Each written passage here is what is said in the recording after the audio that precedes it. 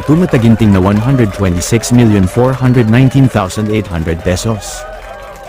Tuloy na natin ang computation. Nilibre na rin siya ng failed Global Immigration Services Corp ng free visa worth 2.3 million pesos, Makimura Ramen Bar worth 1 million pesos, corn dog by Lafis worth 500,000 pesos, another chicken ulit by Ching's Kitchen worth 611,000 pesos, may papansit rin ng bodies worth 733,000 pesos, and the last but not the least, andyan din ang presyo ng 2 gintong medalya na natanggap. Carlos Yulo sa Olympics, ang presyo ng mga medalyang ito ay 138,000 pesos. Ang tanong, magkano ang total computation ng mga regalo at pera na tanggap ni Carlos Yulo? Brace yourself.